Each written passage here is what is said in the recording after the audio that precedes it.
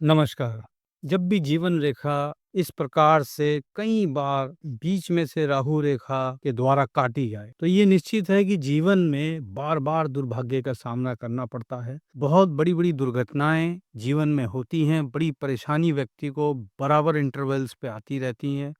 व्यक्ति का जीवन एक फाइट बन जाता है और साथ ही में अगर भाग्य रेखा भी इस प्रकार से टूटती भी चले,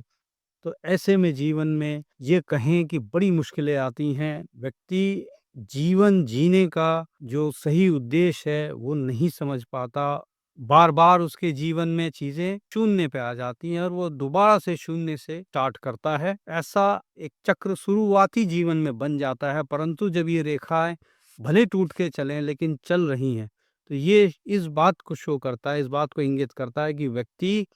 गिरेगा और गिर के फिर उठेगा, फिर चलेगा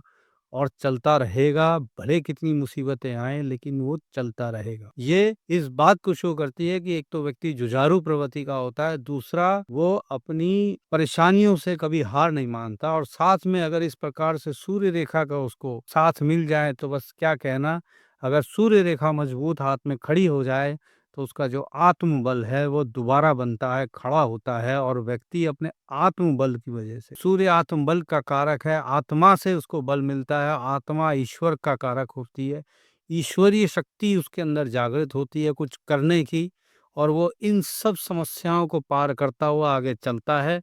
उसको ज़रूरत है अपने ऊपर भरोसा करने की, अपनी आत्मा के बल को पहचानने की, अपने आत्मबल को पहचानने की कि वो एक मात्र एक व्यक्ति विशेष नहीं है बल्कि अपने अंदर एक संपूर्ण सृष्टि को, एक संपूर्ण ईश्वरीय शक्ति को अपने अंदर धारण करता है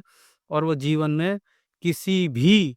चैलेंज को वो पूरा करके आगे बढ़ तो ऐसे में हमेशा ईश्वरवादी रहें, ईश्वर की शरण में रहें और ईश्वर पे और अपने ऊपर पूरा कॉन्फिडेंस रख के आगे चलें। ये जितने भी हर्डल्स जीवन में आते हैं, ये सब चीज़ें आप पार करते चले जाओगे और ऐसे एग्ज़ाम्पल हम रोज़ देखते हैं कि जीवन में बार-बार गिरे, बार-बार उठे, लेकिन जीवन के अंत में वो एक बहुत बड़े